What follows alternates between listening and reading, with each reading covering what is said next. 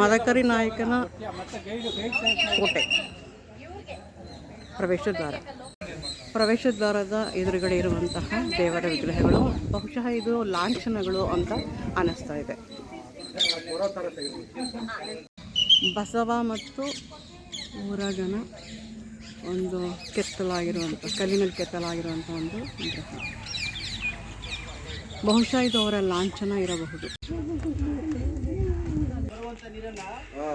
ದುರ್ಗದ 7ನೆಯ ಬಾಗಿಲನ್ನು ಪ್ರವೇಶ ಮಾಡ್ತಾ ಇದ್ದೀವಿ.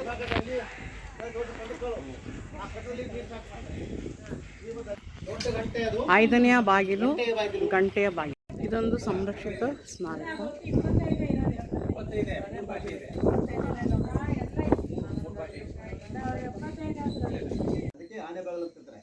ಅಥವಾ ಸಂತೆ ಬಾಗಿಲು.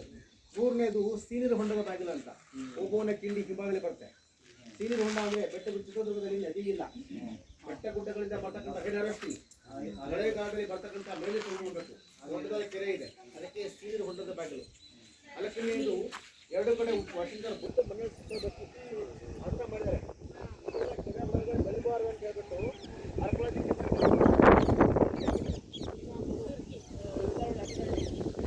ಕೋಟೆ ನೀರು ರಸ್ತೆ ಇಲ್ಲ, ರಸ್ತೆ ಇದೆ ಅದಲ್ವಾ. ಅದು ಆಗಿನ ಕಾಲ ಪ್ರೀಚರ್ ಸೇರೋದು ಬಂದಿಖಾನೆ ಅಂತ. ಆಚೆನೆ ಬಂದಾಗ ದೇವರು ಸಿಕ್ಕಿದಾಗ ಅಲ್ಲಿ ಬಂದಿಖಾನೆ ಇಡ್ತಾರೆ. ಅಲ್ಲಿ ಮೇಲೆ ಫ್ಲಾಗ್ ಹಾಸ್ಟಿಂಗ್ ಮಾಡ್ತಾರೆ. ಅಲ್ಲಿ ನೋಡಿ ಮೇಲ್ಗಡೆ ಇದಲ್ಲ, ಇಲ್ಲಿಂದ ನೀರು ತಗೊಂಡೋಗಿ ಕಾಮನ ಬಾವಿ. ದೊಡ್ಡದಾದ ಮರಳ ಕಲ್ಲಿರತಕ್ಕಂಥ ಮರಳನ್ನು ಸಣ್ಣಗೆ ಅರಿತಾರೆ. ಅರೆದ್ಬಿಟ್ರೆ ಸಣ್ಣದಾಗೆ ಹಿಟ್ಟರಾಗತ್ತೆ. ಅದರಲ್ಲಿ ಮರಳನ್ನು ಅರೆದ್ಬಿಟ್ಟು ಅದರಲ್ಲಿ ಸುಣ್ಣ, ಕೋಳಿ ಮೊಟ್ಟೆ, ತಿನ್ನುವ ಬೆಲ್ಲ, ಅವೆಲ್ಲ ಗಂಪು ಪದಾರ್ಥಗಳೇ. ಎಲ್ಲ ಕಳಿಸ್ಬಿಟ್ರೆ ಗಂಪು ಆಗತ್ತೆ ನೋಡಿ. ಅದರೆಲ್ಲ ಮಿಕ್ಸ್ ಮಾಡಿ ಹಾಕಿರ್ತಕ್ಕಂಥದ್ದು. ಅದಕ್ಕೆ ಸಿಮೆಂಟಿಗೆ ಐಸ್ ಇದೆ, ಗಾರೆಗೆ ಐಸ್ ಇಲ್ಲ ಅದಲ್ವಾ. ಎಷ್ಟು ವರ್ಷ ಬೇಕಾದ ವರ್ಷ ಹಾಗೆ ಇರ್ತದೆ. ಅದಕ್ಕೆ ಅವಾಗೆಲ್ಲ ರಾಜ ಮಹಾರಾಜರ ಗಾರೆ ಅರಿಯುವ ಕಲ್ಲು. Wind fans. ಸಿಡಿಲಿಗೂ ಬೆಚ್ಚದ ಉಕ್ಕಿನ ಕೋಟೆ ಅಂತ ಇದನ್ನು ಕರೀತಾರೆ. ಬಾದಾಮಿ ಬನಶಂಕರಿ ದೇವಸ್ಥಾನ.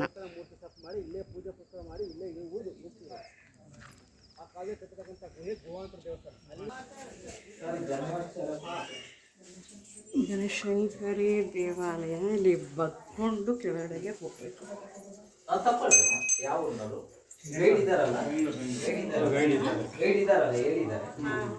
ಸರ್ ಸ್ವಲ್ಪ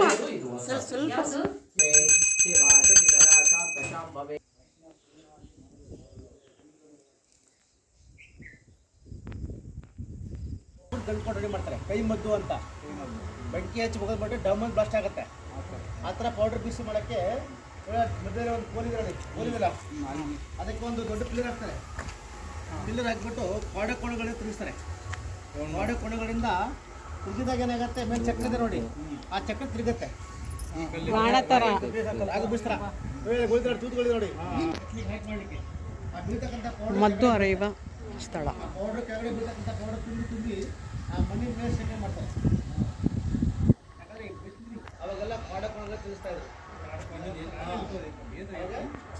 ಅದಕ್ಕೆ ಇದಕ್ಕೆ ಆಗಿದ್ದಾರೆ ಮದ್ದು ಗುಂಡು ಬಿಸಿಲು ಕಲ್ಲುಗಳು ಅಂತ ಅದಕ್ಕೆ. ಯುದ್ಧದ ಸಮಯದಲ್ಲಿ ಮರಳನ್ನು ಅರೆದು ಮದ್ದು ತಯಾರಿಸ್ತಾ ಇದ್ರು ಯುದ್ಧದ ಸಮಯದಲ್ಲಿ. ಅದಕ್ಕಾಗಿ ಈ ಥರ ಕಲ್ಲಿನ ಆಯುಧಗಳನ್ನು ಬಳಸಿಕೊಳ್ತಾ ಇದ್ರು. ಈ ಗಾಣದ ರೀತಿಯಲ್ಲಿ ಇದು ಕೆಲಸವನ್ನು ಮಾಡುತ್ತೆ. ಇದು ಎಣ್ಣೆ ಬಾವಿ. ಎಣ್ಣೆಯನ್ನು ಸಂಗ್ರಹ ಮಾಡುವಂಥ ಒಂದು ತೊಟ್ಟಿ.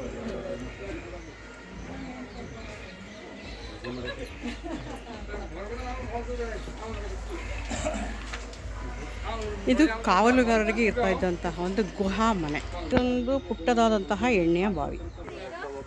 ಹೈದರಾಲಿ ದಾಳಿ ಮಾಡಿದ ಸಮಯದಲ್ಲಿ ಬಿದ್ದಂತಹ ಮದ್ದಿನ ಗುಂಡು ಈ ಕೋಟೆಯನ್ನು ಏನೂ ಮಾಡೋದಿಲ್ಲ. ಆದ್ದರಿಂದ ಇದು ಬಹಳ ಸುಭದ್ರವಾದ ಕೋಟೆ ಅಂತ ಹೇಳ್ಬೋದು. ಭದ್ರೇಶ್ವರ ದೇವಸ್ಥಾನ ವಿಷದ ಕತ್ತಿಯ ಬಾಗಿಲು. ನಿಧಿ ಸಿಗುತ್ತೆ ಅಂತೆಲ್ಲ ಹೊಡೆದಾಕಿದ್ದಾರೆ. 5ನೆಯ ಬಾಗಿಲು ಗಂಟೆಯ ಬಾಗಿಲು. 5ನೆಯ ಬಾಗಿಲು ಬಹಳ ಸಂದಿಗ್ಧವಾದಂತಹ ಒಂದು ಬಾಗಿಲು. ಈ ಕಡೆಯಿಂದ ಶತ್ರುಗಳಿಗೆ ಯಾರೂ ಪ್ರವೇಶ ಮಾಡಲು ಸಾಧ್ಯವಾಗ್ತಾ ಇರಲಿಲ್ಲ. ಹಾಗಾಗಿ ಬಹಳ ವರ್ಷಗಳ ನಂತರ ಹೈದರಾಲಿ ಒನಕೆಯ ಓಬವ್ವನ ಕಿಂಡಿಯನ್ನು ಬಳಸಿಕೊಂಡು ಕೋಟೆಯನ್ನು ಮುತ್ತಕ್ಕೆ ಬರ್ತಾನೆ. ಆಗಿದ ತಕ್ಷಣವಾಗಿ ಅವಾಗೆಲ್ಲ ಯಾವುದೇ ರಿಪ್ಲೇಸ್ಮೆಂಟ್ ಇಲ್ಲ, ಜನಸಂಖ್ಯೆ ಕಮ್ಮಿ ಇತ್ತು, ಯಾವುದೇ ಸುಬ್ರಹ್ಮಣ್ಯ ಇರಲಿಲ್ಲ, ಸೈಕಾಗಿ ಮೈಸೂರು ಪಾಸ್ ಆಗತ್ತೆ. ಕಸ್ತೂರಿ ರಂಗಪ್ಪ ನಾಯಕನ ಬಾಗಿಲು. ಇದು 6ನೆಯ ಒಂದು ಬಾಗಿಲು.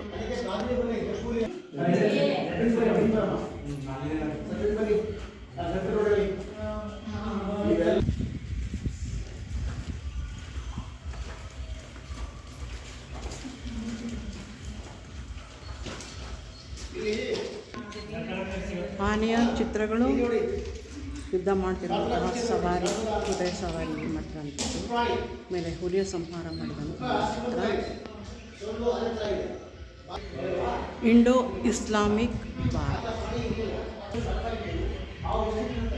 ವಾದ್ಯಗಳನ್ನು ನುಡಿಸ್ತಾ ಇರುವಂತಹ ಬಂಡಿ.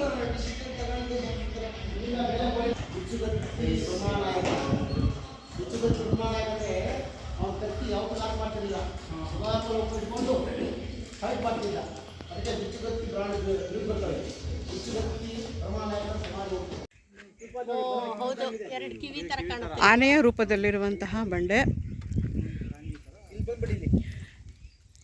ಮೇಲ್ಗಡೆ ಬೋಟಿನ ಶೇಪ್ನಲ್ಲಿರುವಂತಹ ಒಂದು ಬಂಡೆ. ಆ ಬಂಡೆ ಮೇಲೆ ಬಂಡೆ ಮೊಸಳೆ ರೀತಿಯಲ್ಲಿರುವಂತಹ ಅದು ಆಮೆ ಬಂಡೆಗಳು ಎಲೆ ಎತ್ಕೊಂಡ್ಬಂದು ಹೋಗ್ತಾ ಇದೆ ಅದಲ್ವಾ. ಚಿತ್ರದುರ್ಗ ಅಂತ ಯಾಕೆ ಹೆಸರು ಬಂತಂದ್ರೆ ಈ ಬಂಡೆಗಳ ಹೆಸರು ಬಂತು. ಬಂಡೆಗಳು ಪ್ರಕೃತಿಯಲ್ಲಿ ಹುಟ್ಟಿದವೆ. ವಿಚಿತ್ರವಾದ ಕಲ್ಲುಗಳಿರೋದ್ರಿಂದ ಚಿತ್ರಕಲ್ಲದುರ್ಗ ಇದಕ್ಕೆ ಬದಲ ಹೆಸರು. ದುರ್ಗ, ಜಲದುರ್ಗ, ಗಿರಿದುರ್ಗ, ಚಿನ್ನಮುಲಾದರಿ, ಬೆಮ್ಮೆತ್ತನ ಕಲ್ಲು, ಹಿಡಂಬ ಪಟ್ಟಣ, ಕೆರಮಾಳ ಕಲ್ಲು, ಸುಳುಗಲ್ಲು, ಸುಳುರಾಯನ ದುರ್ಗ. ಇದರಲ್ಲಿ ಬಂದಾಗ ಫರೂಖಾಬಾದ್, ಪೇಶಾಬಾದ್ ಆಯಿತು. ಬ್ರಿಟಿಷರು ಬಂದಾಗ ಚಿತ್ರದುರ್ಗ ಆಯಿತು. ವಿವಿಧ ರೀತಿಯ ಕಲ್ಲುಗಳಿರೋದ್ರಿಂದ ಚಿತ್ರಕಲ್ಲು ದುರ್ಗ ಎಂದು ಹೆಸರು. ಏಕನಾಥೇಶ್ವರಿ ಬಾಗಿಲು, ಬೆಳೆಯುವಂಥ ಔಷಧ ಬೆಟ್ಟದ ಮೇಲಿರುವಂಥ ಒಂದು ದೇವಸ್ಥಾನ. 75% ಕೊಡ್ತೀವಿ. ಸೇಫ್ಟಿ ಇರುತ್ತೆ. ಅದಕ್ಕಾಗಿ ಏನು ಮಾಡ್ತಿದ್ರು, 25% ಇಟ್ಕೊಂಡು 75% ದೀಪದ ಕಂಬ, ಎದುರುಗಡೆ ದೇವಸ್ಥಾನ.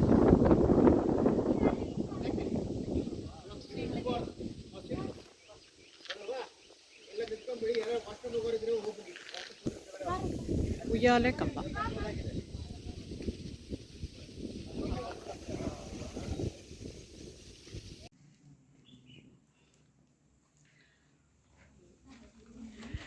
ಚಿನ್ನದ ನಾಣ್ಯಗಳನ್ನು ಬಚ್ಚಿಡ್ತಾ ಇದ್ದಂತಹ ಒಂದು ಉಗ್ರಾಣ, ರಹಸ್ಯ ದ್ವಾರ.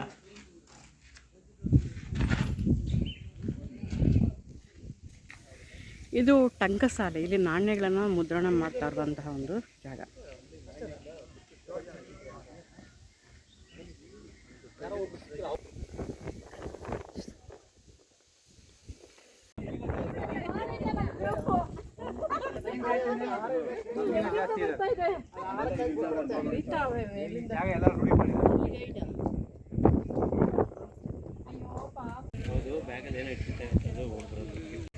ಅಕ್ಕ ತಂಗಿ ಹೊಳ, ಅಕ್ಕ ತಂಗಿ ಹೊಳ. ಮೀನಿನ ಚಿಹ್ನೆ ನೀರಿರುವ ಜಾಗವನ್ನು ಸೂಚಿಸುತ್ತೆ.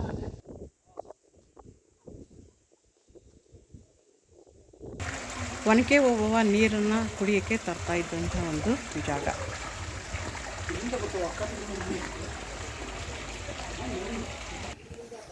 ಒನಕೆ ಓಬವ್ವ ಪೂಜೆ ಮಾಡ್ತಾ ಇದ್ದಂತಹ ಒಂದು ಆಂಜನೇಯ ಸ್ವಾಮಿ. ಆಗಿನ ಕಾಲದಲ್ಲಿ ಬಿದ್ದಂಥ ಮಳೆ ನೀರು ಹರ್ಕೊಂಡು ಹೋಗ್ತಾ ಇದ್ದಂಥ ಒಂದು ಡ್ರೈನೇಜ್.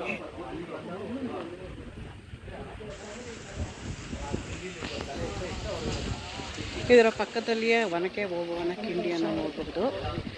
ಹೈದರಾಲಿಗೆ ತನ್ನ ಸೈನ್ಯದೊಂದಿಗೆ ಮುತ್ತಿಗೆ ಹಾಕಿದಾಗ ಒನಕೆ ಓಬವ್ವ ಅವರನ್ನು ಸಂಹಾರ ಮಾಡಿದಂಥ ಒಂದು ಸ್ಥಳ. ಓಬವ್ವನ ಕಿಂಡಿ ಇಲ್ಲಿಂದ ಶತ್ರು ಸೈನ್ಯ ನುಗ್ಕೊಂಡು ಮೇಲೆ ಬರ್ತಾ ಇದ್ರು, ಕೋಟೆ ಒಳಗೆ ಪ್ರವೇಶ ಮಾಡ್ತಾ ಇದ್ದಂಥ ಜಾಗ ಒನಕೆ ಓಬವ್ವನ ಕಿಂಡಿ.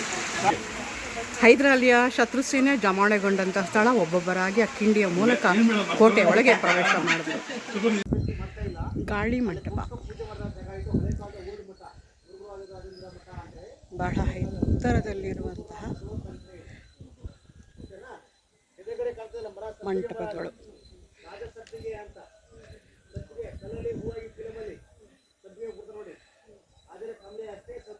ಆ ಜಾಗದಲ್ಲಿ ಭೀಮಂದು ಗಿಡಮಂದು ಇದ್ದಾಗತ್ತೆ. ಅವಾಗ ಭೀಮ ಅವರನ್ನ ಹೋಗುವಾಗ ಆ ವಿಷ್ಣುವರ್ಧನ್ ಎಲ್ಲ ಮಕ್ಕಳನ್ನ ಅಲ್ಲಿ ಕೂರಿಸಿದ್ರಲ್ಲ, ಆ ಜಾಗದಲ್ಲಿ ನಮ್ಮನ್ನು ಕೂರಿಸ್ಬಿಟ್ಟು ಒಂದು ವಿಡಿಯೋ ತೆಗೆದು. ಚಿತ್ರದುರ್ಗದ ಕೋಟೆಯೊಳಗೆ ಹೋಗುವ ಮತ್ತೊಂದು ಒಳಗಿನ ದಾರಿ. ಈ ದಾರಿಯಲ್ಲಿ ಹೋದಾಗ ಅನೇಕ ಹಳ್ಳಿಗಳು ಕೂಡ ಇಲ್ಲಿ ಸಿಗುತ್ತೆ.